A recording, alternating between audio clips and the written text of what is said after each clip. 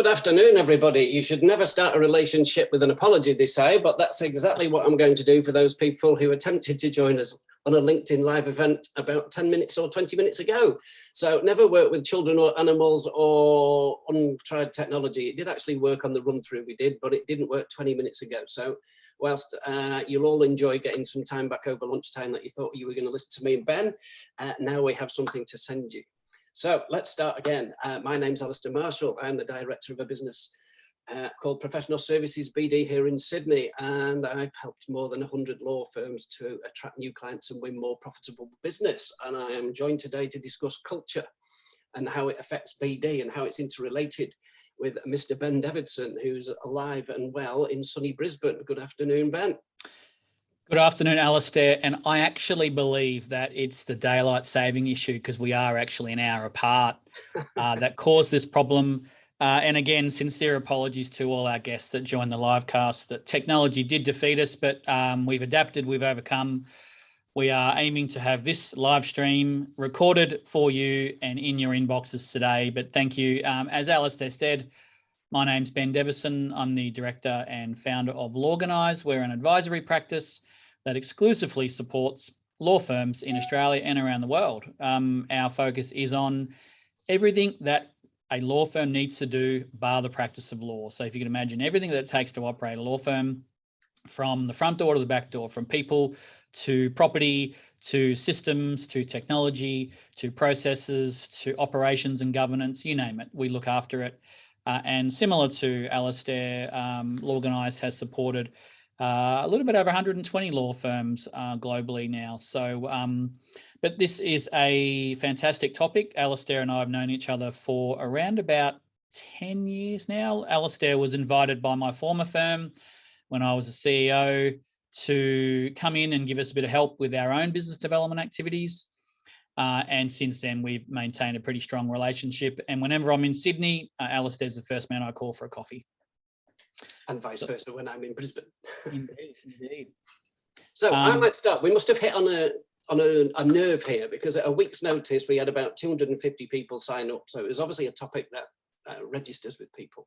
So culture is overly talked about now, the C word, it's everywhere. So can I just start with asking you what you think culture is in a law firm? What does it look like? How would we know it exists? Look, great question, Alistair. Look, to go to the textbook, and I'm not usually a textbook guy, but the textbook definition of culture is the personality and character of your firm. And that's demonstrated by things such as values and beliefs in leadership, and it's also in behaviours. And it really, in my view, comes down to a myriad of interpersonal relationships and the way that you do things and the way that you interact. And in a law firm, that happens from, as I mentioned in the way Lawganised works, from front door to back door.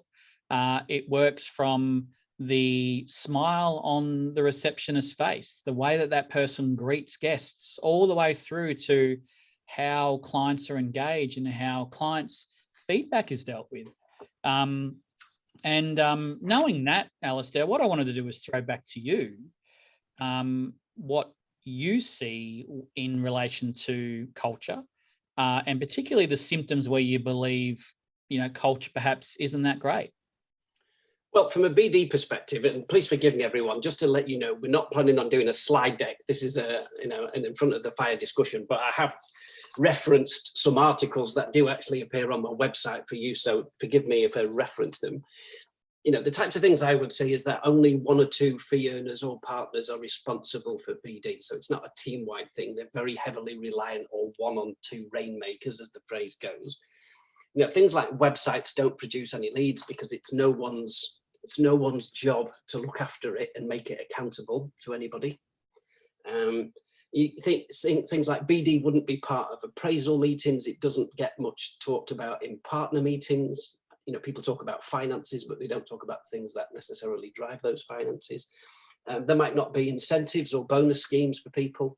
That would be a sign. People might not have individual documented business plans. That's a common one. Or it's very rare that I see firms actually have those written down. They might talk about it, but I don't see much committed to paper. And whilst I'm not one of those American guys who rings a bell every time something good happens, I do tend to know that the most successful people on earth do tend to write things down when it turns to goals and KPIs and all what they want to achieve. Cross-selling is a part of the practice that everybody talks about. How successful that is, I'm not sure. And that's a real thing that highlights culture. If you've got a culture of inclusivity, who owns the client relationship? Is it the partner in the fee earner? Is it the firm's client? You know, those things are very important. And, you know, do we have market sectors that we particularly want to go for? Do we have referral strategies and partners? So there's so many different things that firms could or should have, but many of them don't track their efforts. So, you know, you will see it, you know, you talk at great length about how to get the best out of practice management systems and so on. And one of the things there that most law firms fall down on is I'll say to them, okay, you know, tell me every new client that you brought on board in the calendar year of 2021 and tell me the source of the work. And very few people can accurately tell me that, because they don't press a button on the software that says you have to give us a source file code to enter it in, or it'll say referral, but it doesn't say who from. And they might be spending thousands of dollars on an AdWords campaign. They don't actually know what quality or how much work they're winning from it. So there's, to use a Aussie phrase, there's heaps of telltale signs that I would say there's no BD culture in the firm. And that's a really interesting point. There's two things I want to pick up on there, Alistair. One is the capturing of the referral source. And this is one of the critical tips that we give any law firm when doing one of our simplest services, which is a health check. And we just simply ask them, do you capture the referral source of every single matter that comes into your office? And what is interesting about that is a lot of firms will spend an extreme amount of money on marketing efforts that really bear no fruit. And I believe, and one of the symptoms I see from that is that they actually don't capture their referral sources. Now, a practice that gets all of their work from external referrals from, let's say, other professions such as accountants or financial planners, even real estate agents, there is your source of work. So why then spend $6,000 a month on Google AdWords? And understanding that is such an important thing. But getting back to the cultural piece, one of the things that we do at Lawganised is a comprehensive firm review. And one of the things that many of the followers of my LinkedIn post would read of late is this mantra that I continually push. And that mantra is firms with strong cultures just do it better. And just do it better is a very broad statement in relation to so many operational aspects of the practice, but in particular, business development, in particular, change. And when major change programs are being rolled out in a practice, such as new technology, new processes, or whatever they might be, a firm with a strong culture can accept, buy in, and absorb that change so much better than a firm that has, dare I say, a cynical approach to change. When we do our reviews on law firms, we ask 3 questions to assess where we believe culture may be. Now, those 3 questions are, do you feel safe in admitting that you've made a major mistake to anyone in the practice? Second question is, do you feel safe in asking for help for any reason? For instance, a lack of knowledge or a personal matter, or even a time constraint you can't meet. And the third question is, do you feel safe respectfully disagreeing with your colleagues in any way, shape, or form? Now, if the answer is no to, or a resounding no to all those 3 questions, those questions can indicate, or those responses can indicate, that there is potentially a toxic culture in the firm. And that can lead to a range of other issues. And one of the common things we see is a lack of trust, and we'll probably get into that a little bit later. So I know you're big on something called 5 dysfunctions of a team. So maybe, as I recognise that phrase you've just used in conversations we've had between us in the past, and I think don't you have a funny story to tell where you once went into a firm to do your diagnostic session, and the partners just almost within half an hour gave you all the wrong vibes, and you basically downed tools and said, right, we can't progress until you do a trust session instead?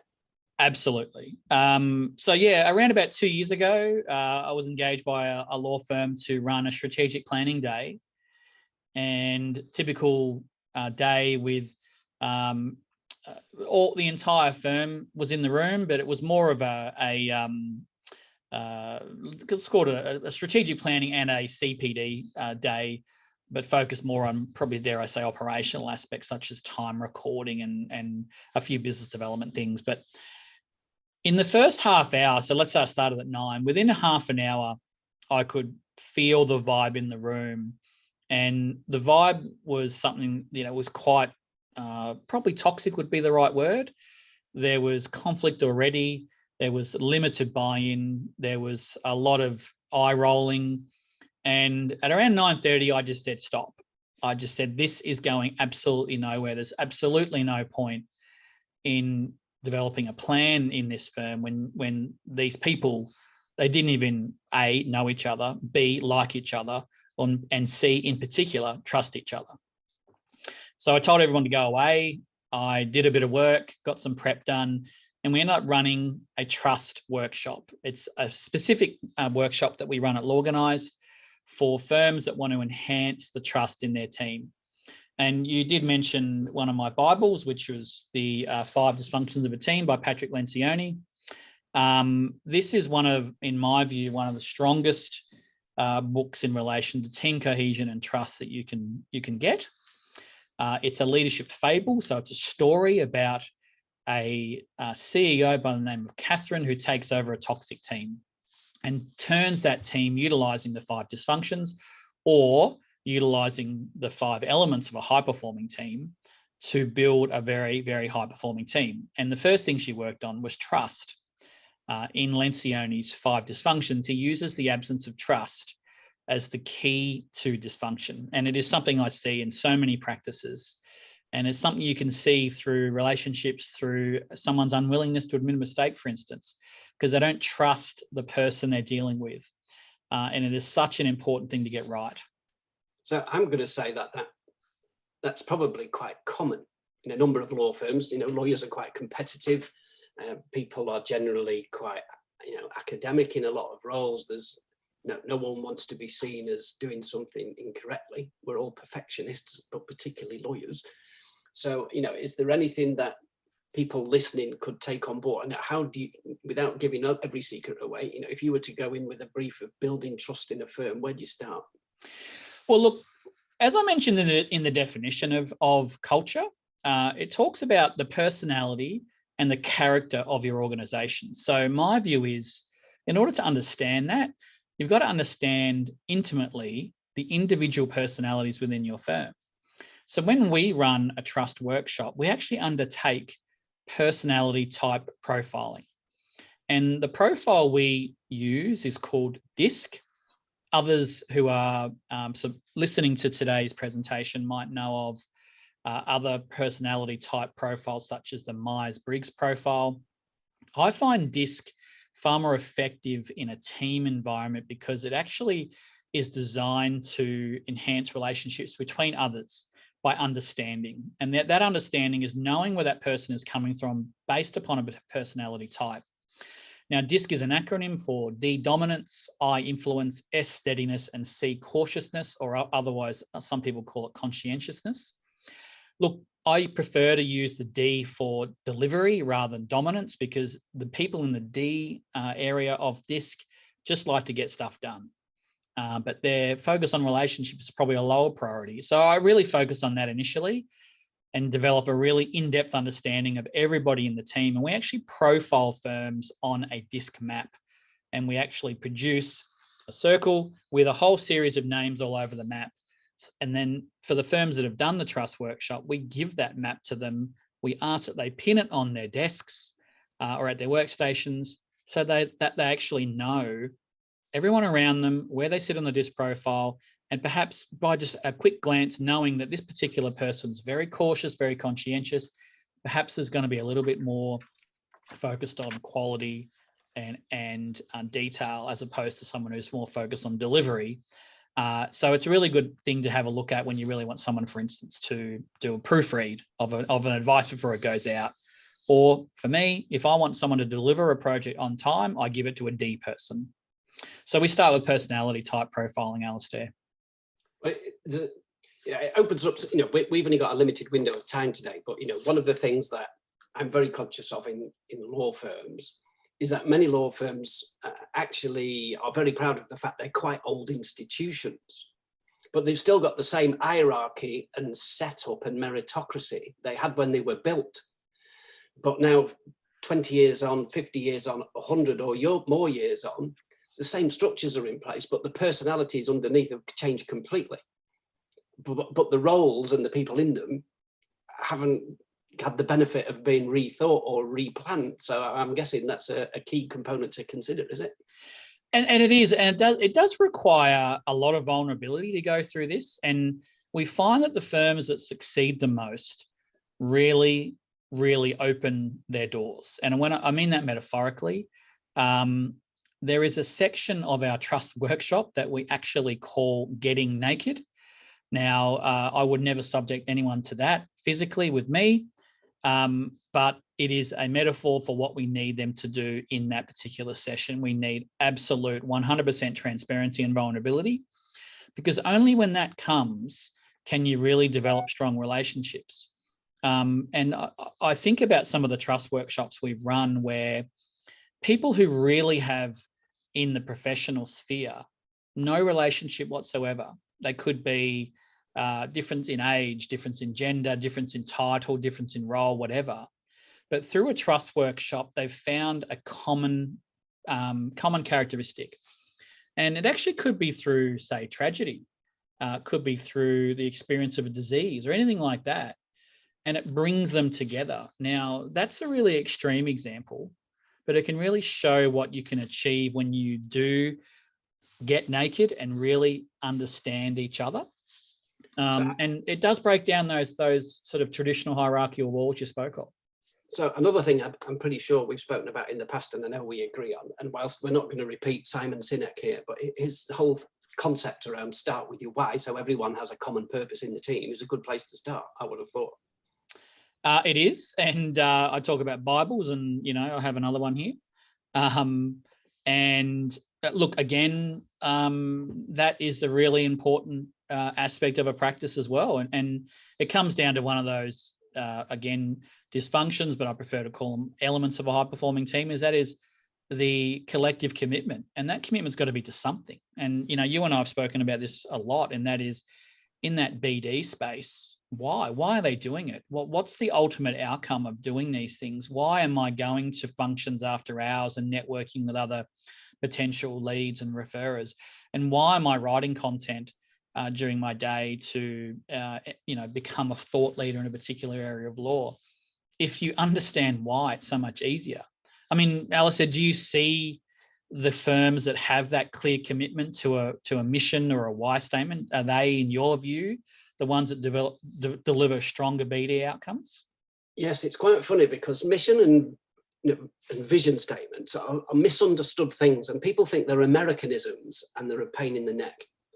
But occasionally I'll go in a firm and they actually have a vision or a mission statement on the wall in reception, or that people quote it on the website, and I actually say, well, no one actually cares, because to me the mission statement is a value internally, so everyone internally understands what the organization is trying to do apart from make profit. Why does it exist beyond making money? Yep. Which is a good place to start. And then to me, the vision statement is where you start adding numbers. So it's a business turning over X with so many headcount in so many offices by whatever, and everyone understands how they work towards it. And then a good leader, which we'll come to, I'm sure, as well at some point, explains to every individual in that organization how the role they play helps the overall team hit its goals. And everyone feels bought into it. And unfortunately, historically, many law firms are fairly secretive places where equity partners or managing partners keep a lot of things secretive and never share or divulge information further down the food chain, if you allow me to use that phrase. And as a result, people don't buy into it. And, and I know that organizations that really perform well, people feel part of the process that drives what they're trying to achieve. And so if people are disenfranchised from that process, they've got a job, not a career. They're kind of And the whole thing is delivered around client service. You know, in law firms, we sell people and we sell service, clues in the title, professional services. And if you have people who are only engaged at 6 or 7 out of 10, they're unlikely to deliver service at a level that's worth a referral. So if you want people running through walls for you at 9 or 10 out of 10 and be highly motivated, you need to think about all these things and the communication that goes with it and what's required. And unfortunately, in law firms, there's still historically lots of managing partners who are there because they build the most. Or they reluctantly, they didn't take us, when everyone said, who's put your hand up, who wants to be a managing partner, he didn't stand back, or she didn't stand back quick enough and was left holding the mantle. And it doesn't mean that they were the best leader at all. Absolutely. The old chestnut, do we promote technicians or do we promote good leaders? But I just want to pick up on something you said, and that was what I believe is critically important, and what I refer to as the cascade. And the cascade is starting with the why statement and ensuring that each and every single person in the firm, and I mean literally everybody in the firm, buys into that why statement and understands it and what their role is in delivering it. Now, just to use a quick anecdote, and I believe a why statement should be client-centric. And I do see a lot of why statements or vision statements, call it what you will, Alistair, that are very much around the aspirations of the legal practice. And that might read something along the lines of, insert firm name, aims to be the leading insert area of law practice in or on the east coast of Australia. Am I allowed to yawn at this point? Yeah, absolutely. And I read that as a potential client of that firm, and I look at it and I go, well, so all my fees are doing that I pay you is helping you be the leading firm. Now, the firms that I believe have a client-centric why statement, who have really thought about it, have got clients who read that and can really resonate with the outcome. And one of the best examples I've got is, and when I run my own workshops to try and explore why statements, I really drill hard at each principal to understand what their why is by asking the same question over and over again. So what, so what, so what? And what we get to is eventually the ultimate outcome, which is for the client. And a family law firm that does some specialization in ART, or otherwise known as surrogacy and fertility law. ART is a bit of a name drop, assisted reproductive therapy. They focused in on enabling life and simplifying life. So we ended up with a why statement that simply read, life enabled, life simplified. So all the staff, including the early career solicitors, the paralegals, the secretaries, all they know is that they are there to enable their clients to have children and to simplify that process for them. That's all they're about. Letters, emails, communication on the phone, everything has to be simple. And it really resonates all the way through. And I think it's really important to get that right. And again, they're not about wanting to be the leading ART law firm in Australia. They just want a great outcome for their clients. And I think getting that right is important. And again, utilizing a really strong why statement is great for your marketing. You know, when you actually write it out, what we're about, it's a fantastic result for your marketing. Just from my perspective, there was because I haven't always done law firms. I had a life prior to law firms in grocery or fast-moving consumer goods, as it was known. And in that world, there was a study undertaken by Procter & Gamble, which is one of the largest of those firms on earth, asking about why people bought things. So they had lots of opportunities to have meetings, but they weren't closing the meetings. And this is a common issue with lawyers. So I say to them, you know, have you got a marketing problem, i.e. you can't get enough meetings with prospective clients or referrers, or do you go and have those meetings, but they don't turn into dollars? And often, I hate to say it, but most law firms don't have a marketing problem per se. They have a sales or conversion problem, which means they don't say the right things in front of those people. And I have empathy with them. Where do you learn that skill? But the issue is that in the research by Procter & Gamble, they found that disengaged or seemingly uninspired or unhappy people, clients didn't want to buy from those types of people. So it's very easy to put across in your language, your body language, that you're not happy with the organization you're in if you're not motivated, and that comes across, and as a result, people don't buy services from you. And I think And that goes back to what you said about leadership before, and having a commitment to a why or to a vision.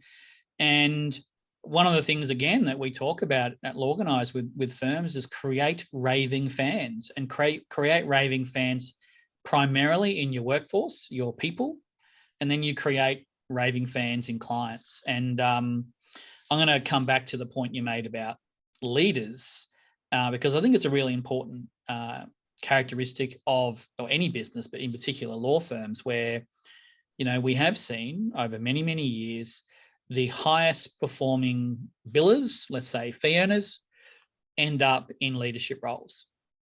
Do you see? Well, let's first ask the question, Alistair. Do you see that as a common trait in many a law firm?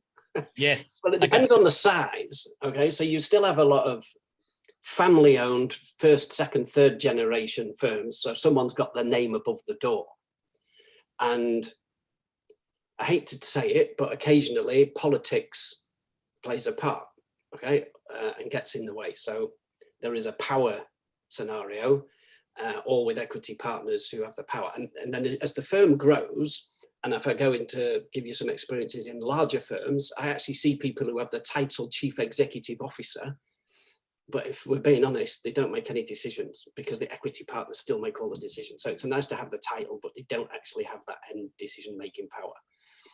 And politics plays a, I can't be naive, it's a challenge everywhere, but at least if leaders are aware of the issue and go out of the way to stop politicking in their organization, most firms would do better. And there are some firms who are successful despite themselves, not because of themselves. Great.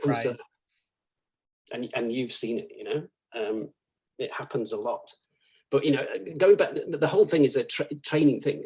Firms that do well train the people. People are the asset. We keep talking about this.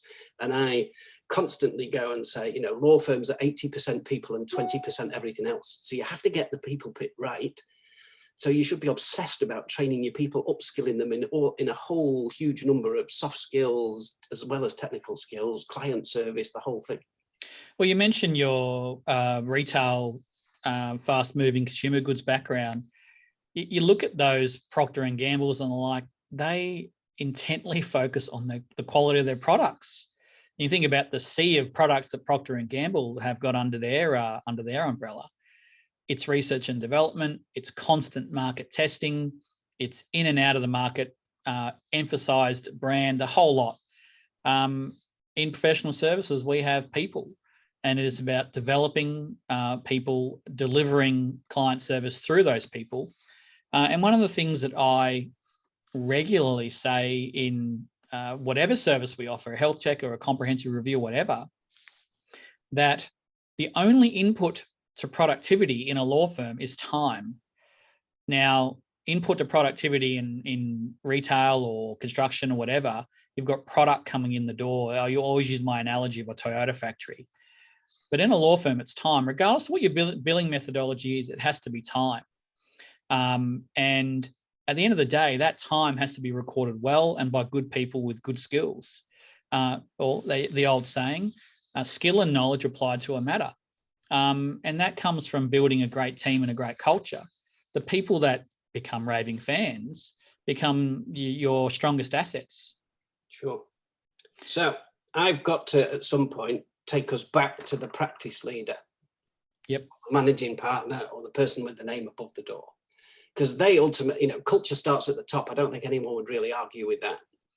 So I think we both agreed that there was an article I posted some years ago. It's still on the website, talking about evaluation of the leadership group and the types of things that you should do there. Now, I'll be honest with you. I sourced a lot of that, having had a conversation with Patrick J. McKenna, who wrote a book called First Among Equals. But it talks about how people would score a practice leader. And I don't think there are too many leaders in firms who would actually go through this process or actually request their partners to go through this and get some feedback. I'm not quite sure how many people do it. I don't think it's a lot. Similarly, client feedback seems to be a thing that's not undertaken anywhere near as well as it could be. You mentioned earlier my background with big firms like Procter & Gamble. You mentioned the word R&D. if you take that, I don't see much R&D on legal service where we're asking clients for feedback and having listening groups. Some do it, but 95% probably don't. And I often say, well, when's the last time you asked a client about that service, how you charge for it, how you deliver it? Well, we don't need it. We know what our clients want. The amounts of times I hear that is extraordinary. And I go, that's really dangerous, because they do change their mind, and they don't benchmark you against another law firm. They benchmark you against ringing Amazon up during COVID, and it didn't cost them any more, and it was there tomorrow morning. That's it. So you don't compare yourself with other law firms, because they're not the best people to compare yourself against, but they're comparing you with Apple and other beasts, if you like. Yeah, and that's a really important point about, assessing quality and looking at those things. We assess each other's work in terms of, do we adhere to particular quality standards, but are we really investing in the types of matters and the work that we do on each, and investigating whether it's the right thing to do or not? Again, goes back to testing on retail products. But do we also still have an obsession with billable hours that's unhealthy? Look, I do have some polarizing view, or I can create a view that can be quite polarizing here. I am a strong supporter of alternative billing methodologies. Nothing wrong with any value billing, fixed fee. In fact, I encourage it. But I do say this, and when we ran a comprehensive review of a legal practice recently, that do not record any time whatsoever on any matter. Everything's a no win, no fee, fixed fee matter, sorry. I asked the principal, do you record any of your time at all? And he said, no, we're not, we don't like recording time. So the focus of recording time for mine is not about holding Alistair Marshall accountable for the time that he takes to deliver a matter. The focus of recording time is to deliver data to that critical point I made earlier. The only input to productivity in a law firm is time. And one of the things we ask law practices to recognize is their cost of doing business for every hour of every human being in the business. Now, without data to understand what it takes to deliver a matter, and let's just use a really simple example, writing a will. Let's say that your firm does a will, a simple will for $350. If I told you, following a review of your firm, that your average cost per human hour is $100, then that particular matter is not profitable when you exceed 3.5 hours on that will. Now, it's going to vary by person, but having a one standard number is really important. And the only way to get that is to record time. Now, I'm not saying forever. I'm saying let's record time on a particular matter. Let's record time for a few months. Let's record time in a particular team, whatever you want to do, but we need some data to show that point.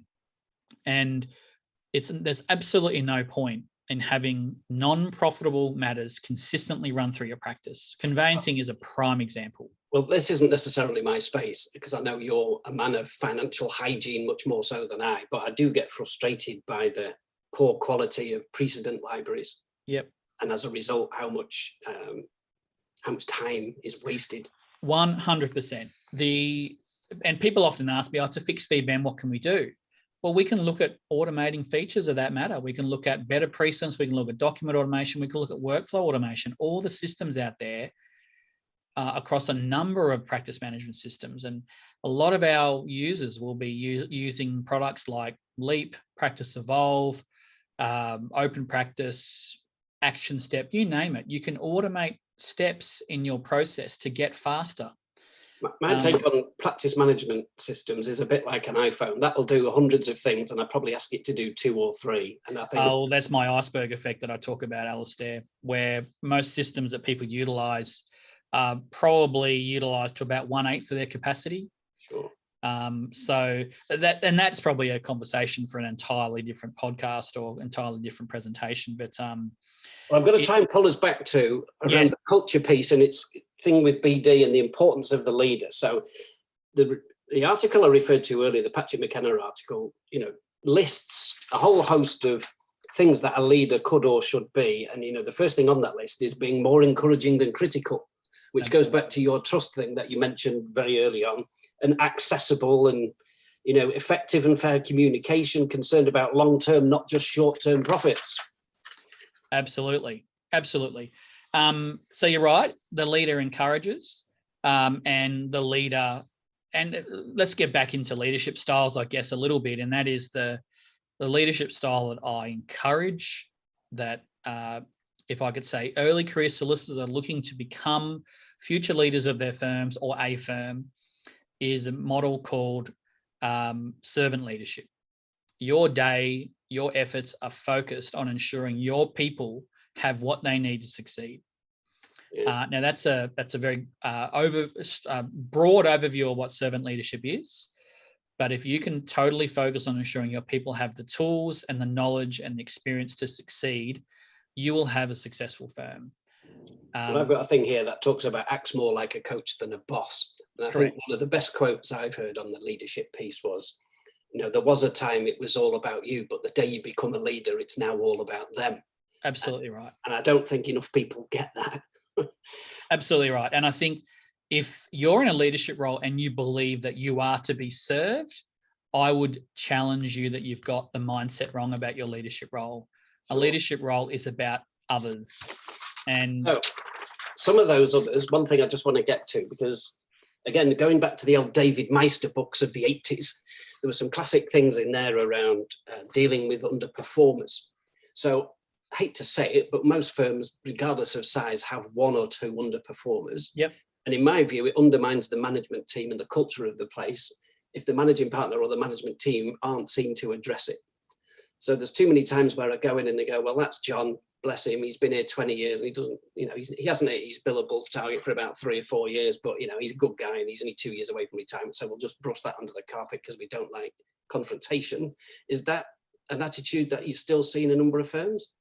Oh, look, absolutely. And the unfortunate side effect of this is, and let's use BD. Let's come back to BD as an example. The higher performers in relation to BD, the people that regularly push the quality of the firm and regularly writing content, they're regularly out there bringing work in the door. When they do that and they see management not dealing with poor performers, then they get demotivated and the good people leave.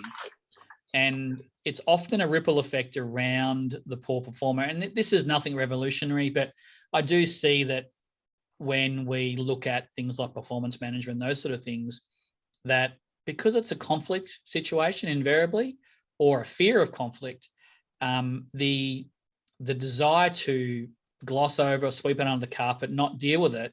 Meanwhile, the really, really high performers, and let's say that again, those that were doing a lot of BD work, they're sitting there going, oh, come on, Ben, come on, Alistair, you need to deal with this guy.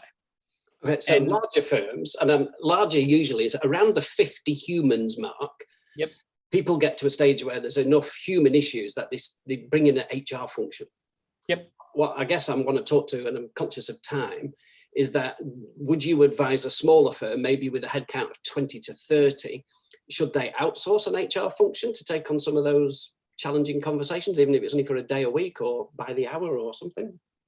Well, look, this is where I may differ slightly, Alistair. I don't believe that a conversation of that nature is an HR function. Yes, a good quality HR advisor can guide a principal or a senior leader on having that conversation, but I certainly don't recommend them outsourcing that function if that's what you were suggesting. However, sorry, go ahead. No, only that. I know outsourcing is a big thing again, it's a bit of a bell curve. It works very well for a certain size, but then firms get bigger and more successful, and they actually often find it insourcing is a better option. So there's absolutely there's two. It's like marketing and BD would be another thing. And I was just going to say on that very topic. In fact, that exact example, in a previous life, I have been asked in by a principal of a particular practice area to deal with an underperforming employee. That employee eventually was let go during a probation period, but the lack of respect that employee departing had for the fact that his principal wasn't involved in that conversation was palpable. And he was sitting there saying, I can't believe you're having this conversation with me, Ben. and insert name is not willing to have it with me himself. Sure. And I believe it's a really, really important aspect of a leadership role in any business, that if you have an issue, and an analogy that I often utilize, again, in a team that has trust and a team that has high accountability to each other, is the analogy of the sporting coach at halftime. That coach can see his or her team performing suboptimally and can absolutely tear shreds off. Now, I'm not in any way suggesting that we tear shreds, but what I'm using is the extreme example that a coach can yell at players and the players respond in the second half. Now, the reason they respond is because they have trust. They have trust in that coach. That coach is not dealing with the people. The coach is dealing with the issue. And if you can dissect that and realize it's not about me as Ben, it's about the issue of what's happening, then it's a totally different mindset to look at things. Sure. Now, I'm conscious of time. Indeed. And, we could have almost a whole hour on KPIs and what could or should be measured. I talk a lot about measuring clients, you're big on the financial performance, but I don't think there's enough around internal processes and employees, and even, let's say, 360 reviews with leaders and all these kind of things. But I'm going to use the GR phrase. I'm going to use the Great Reset. All right, so everyone's talking about it. I don't know whether it's going to come here or not. My clients who are recruiters tell me it's starting. There is a place for it. So I think Danny Gilbert from Gilbert and Tobin wrote last week in the AFR and Lawyers Weekly about the initiatives, if that's the right phrase, on how to instill culture in a hybrid office situation, above and beyond just paying more. Yep. So again, I went to many managing partners who last June told me they'd all hit record profits. And then since June, they've just been leaking it, paying additional salary and overhead costs to keep the best people. Yep. So quickly, what good initiatives have you seen beyond financials for motivation and to reduce staff turnover in some of the organisations you've worked with? Well, look, just to come back to the Danny Gilbert article, I thought that was a fantastic article. And, if I could just slide the soapbox under my feet, my position on this great reset, great resignation, whatever you call it, is that it is a self-fulfilling prophecy if you want to rely on that. And therefore, I believe it's an excuse. Now, to answer your question now, the teams that invest in their people and to talk with them, to give them clear direction, to give them good, solid leadership, good development, and have trusting, open relationships, again, based on leaders that are what I call vulnerability-based leaders, who are willing to share their strengths and weaknesses. And as a leader, we surround ourselves with good people. We need to surround ourselves with people who are better than us. So I think it's those things and those leaders that are willing to have those conversations that I think are the best cultures, coming back to BD. And coming back to the point of our webinar today. But I think that it's that willingness to each and every single person commit to a similar goal in that why statement and have clear direction to everybody is what creates the better outcomes.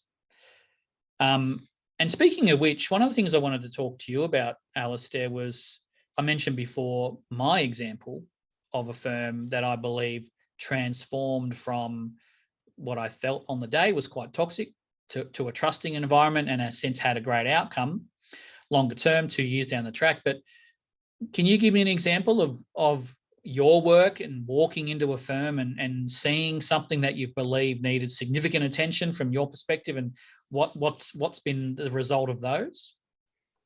Well, from a BD perspective, there is a perception that big firms do it better than small ones, and I'm here to deliver the message that I just don't believe that for a minute. I think it's down to individuals. And again, going back to honesty and trust where it starts, I worked over the last 2 years with some partners who fell out of one of the top law firms in the country and set up on their own. So initially you would think, oh, well, they must have been trained well in BD. And they reached out and said, actually, we didn't get trained well in BD. We kind of have some idea, but we don't really know how to do it on a practical day-to-day level. So can you assist? And their honesty was refreshing. So we had a blue sky thing about what do you know and what you don't know. One of my biggest problems as a consultant, and I'm sure you share it, is that you have all this knowledge in your head, but you don't know which is going to be the most valuable. So like you run diagnostic scenarios, that's exactly what I do. So I'll often say, well, look, here's the most common problems I see. Tell me which ones are specific to you, and those are the ones we'll try and fix. So in their case, their targeting was all over the place. So they wanted to do commercial litigation for everybody, and they lacked the confidence to charge the previous hourly rates that they were charging at the big firm. And I said, well, why? The client's still buying you and your IP. It's just the invoice comes from a different person. And they were like, oh, well, we can't charge what we used to charge.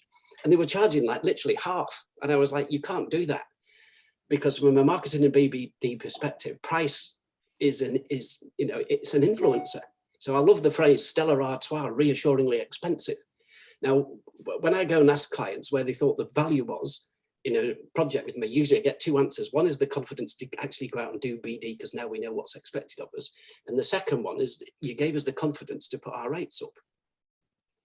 And yep. You can imagine if you're charging 400 an hour and all of a sudden you're charging 550 an hour to new clients, obviously you wouldn't be doing it to all your existing ones. The effect on the bottom line and a lot of the KPIs that you measure in finance is unbelievable. And then you can reinvest that money in new initiatives and it snowballs quite quickly. So I've got a number of people I can think of where that took place, and it's a real success story. And that's a great example. You can't do it.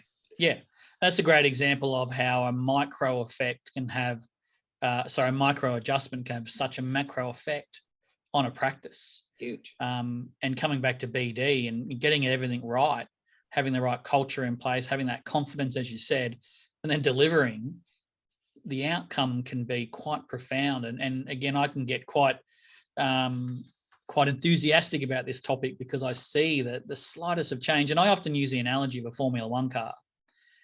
All you need to do is get a couple of seconds a lap for making slight changes here and there across the vehicle. And overall, across the entire Grand Prix, across the entire season, that vehicle drives so much faster. And law firms and professional services firms in general can really do the same thing. Okay, because I know we like a good discussion and I'm looking at time, I'm going to ask you to come up with a summary statement or a key takeaway or something that people can write down and say, okay, if we don't do that, we're going to start doing that tomorrow. So can you think of one or two things that you might leave as a parting gift to the listener?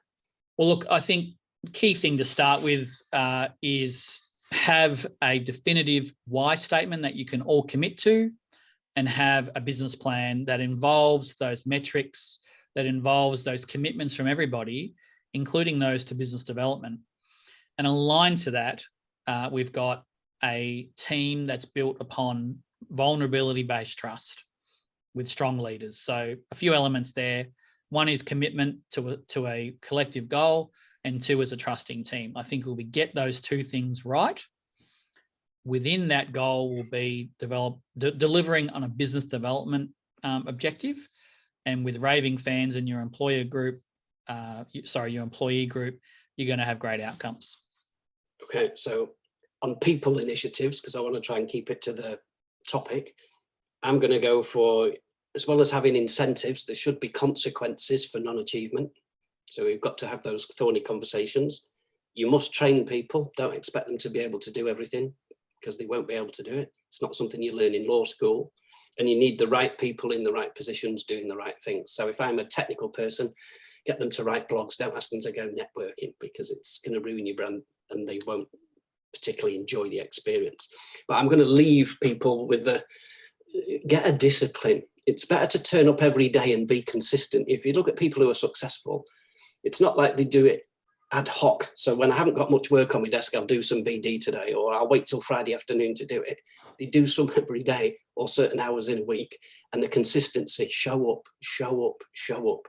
It makes such a difference. Absolutely. Great points. Okay, I'm going to draw that to a close. I do apologise for our earlier technical shenanigans.